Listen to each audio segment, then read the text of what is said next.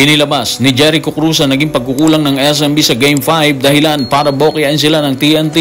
Tinukoy naman ni Coach Chot ang posibleng rason bakit nila nakuha ang Game 5 versus SMB at si Poy Eram inilabas ang totoong estado ng kanyang injury. Tutukan po natin ang lahat ng yan. Pero bago yan, paki-subscribe, like and share na lang muna para pareho tayong updated. Hindi naging sapat ang pagkamada ng 20 points sa Game 5 versus TNT Tropang 5G dahilan para umabante ang grupo ni Coach Chot Reyes sa panayam ng media. Kaagad, inilahad ni Jericho Cruz ang naging dahilan ng kanilang pagkatalo sa Game 5. Tanong, ano nga ba nakikita niyang rason? Bakit hindi na sila nakaabante versus TNT sa Game 5? Tutukan natin si Jericho Cruz sa report ni Christian Jacinto ng Spin. Pinakakulang namin yung effort talaga. Yung effort namin walang-wala sa effort nila. Yung effort nila to the highest eh.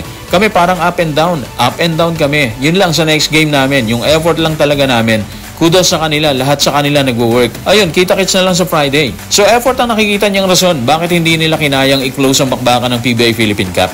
Nauna na kasing binanggit ni CJ Perez at Junmar Fajardo na susubukan talaga nilang kuhanin na yung kampyonato kagabi, di ba? Miyerkules po yan. Pero nakita natin, kahit hindi gumana ng matindi si RR Pugoy, lumabas naman yung bangis ng mga kasama niya doon. Katulad si BGR, si Vosotros, si Williams, si Optana, si Heading. Nakita talaga natin sa kanila yung gigil na pigilan ng SMB sa gusto nilang mangyari. Matindi yung effort talaga na ginawa nila or matindi yung pagsisikap na ginawa ng lahat ng TNT Tropang 5G kasama na doon ng coaching staff. Kagabi kasi nakita natin cool lang si Coach Chot Reyes eh. Senyalis na naghandaan talaga sila sa Game 5. Sa kabilang side, sa panig ng SMB, medyo tensyonado sila doon. Kitang-kita natin yun eh. Siguro bunga na rin ang pressure na dulot ng kartadang 3-1.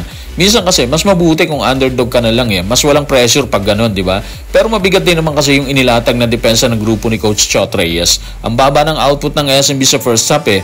Na-maintain nila yun hanggang sa dulo. Kaya ang resulta, bokya ang hangad ng SMB na kampyonato. Kung tutuusin naman, maganda din yung depensa ng SMB sa TNT. Parang halos pareho lang naman na gumana ang inihanda nilang depensa. Medyo umabante lang talaga ng konti ang inihanda ni Coach Chot Reyes kasi hindi talaga nakarating ang SMB sa 100 points kung saan safe zone po nila yun. Pumutok din yung opensiba ng TNT na siguro hindi inasahan ng grupo ni Junmar. Like si Vosotros, meron siyang 11 points. Kung nakulangan sa effort si Jericho Cruz ay pinakitang galaw ng SMB laban sa naghahangad ng Grand Slam na TNT Tropang 5G, ibinahagi naman ni Coach Chot Reyes ang tila isang rason bakit nakuha nila ang Game 5 versus SMB kung saan inamin niya na matinding paglaban ng players na nakita niya sa nasabing bakbakan. Narito ang kanyang paglalahad. Tutukan natin si Coach Chot sa report ni Olmin Leyva ng Philstar. Nakita ko yung matinding determination at ang matibay na pagtanggi ng mga player na sumuko. Ang talakayan namin bago magsimula yung bakbakan, nakatuon sa katotohanan na napakahaba ng aming naging season.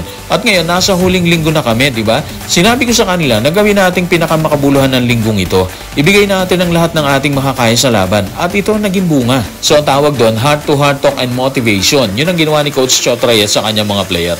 Sa kabutihang palad, nagbunga ng magandang ginawa niya. Minsan kasi kahit gaano katindi ang usapan niyo sa loob ng team, kahit gaano katindi ang motivation na gawin mo sa players, hindi pa rin matranslate sa mismong makbakan, di ba? Pero kagabi, iba yung nakita natin sa TNT, ha?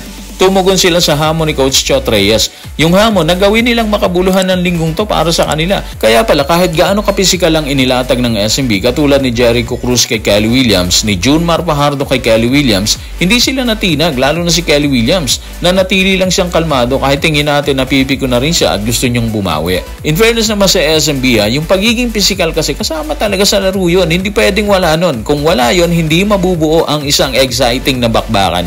Yun yung sukatan kung gaano kainit ang isang laban, di ba? Nakita rin naman natin ang paghiga ni Junmar sa sahig, bunga na isang birada ni BGR eh. Ibig sabihin, physical din ng TNT kagabi, pareho lang sila. Pero kagabi, nakita natin, kahit rumarga sa si CJ Perez sa pagsundot-sundot ng bola, kahit naging mabilis ang tempo ng laro na lumabas si Junmar Fajardo dahilan para makahabol ng SMB at matapya sa 6 yung lamang, hindi sila nawala sa forma. Maaga pa lang kasi na trouble na kagad si RR Pugoy eh. Pero parang hindi naka-apekto sa kanila yon. Resulta, 3-2 na kartada, panalo yung TNT. Kasabay ng paglalahad ni Coach Chot Reyes sa tila isang rason bakit sila nanalo versus SMB sa Game 5, ang paglalahad ni Poy Eram sa media ng totoo niyang kalagayan. Ayon sa kanya, malabo na siya makasama sa hanay ngayong finals kung bakit narito ang kanyang paglalantad. Tutukan natin si Poy Eram sa report ni Ruben Terrado sa Spain. Wala eh, hindi talaga kakayanin. Nagpa-MRI kami kanina. Nagkaroon ng meniscal tear yung left leg ko. Kailangan ko pa surgery. Sabi ng team doctor namin, baka umabot ng 3 to 4 months. Magang-maga nga ngayon eh. nahihirapan ako maglakad. Feeling ko kasi nung last game, talagang may gumanon sa tuhod ko. Nakagamot kasi ako nun so hindi ko masyadong naramdaman yon. Kinabukasan magang-maga siya. Ayun, wala na talaga siya sa finals. May operasyon pa siyang dadaanan, di ba? So matotal, hindi na talaga siya makakatulong sa team. Mas nabawasan pa sila, di ba? Pero paliwanag naman ni Coach Chot na makapanayan ng media, lalaban sila hanggang may natitira pang kahit 5 player na pwedeng lumaban sa loob ng court. Ibig sabihin, hindi nila basta-basta isusuko yung laban. Ang pangarap na Grand Slam ngayong 49th season ng PBA. Ganon sila kadeterminado mga playoffs, ganon sila ka-motivated. Kaya siguro asahan na natin sa Game 6, mas magiging ganado sila pero maingat sa bawat galaw. Sigurado gagawin nila ulit ang formulang ginawa nila kagabi para tapatan ng Rumargas ang SMB. Sa pahayag ni Poy Eram na may gumanon sa kanya nung Game 4 kung saan siya pumasok sa bakbakan kahit may injury, posible po yun. Mangyayari talaga yun dahil sobrang dikit ng bakbakan or sobrang init ng laban, di ba? Hindi may iwasan na may dumikit sa nananakit niyang bukong-bukong. Anyway mga ka-playoffs, katulad ng sinabi ni Jericho Cruz, kita-kits tayo sa Game 6, Friday po yan, hindi natin alam kung magkakaroon pa ng Game 7 matapos ang Game 6. Kaya huwag natin palagpasin to. Hindi kasi natuloy ang paglabas ng confetti kagabi para sa SMB, kaya susubukan ulit nila sa Biyernes. So guys, maraming salamat.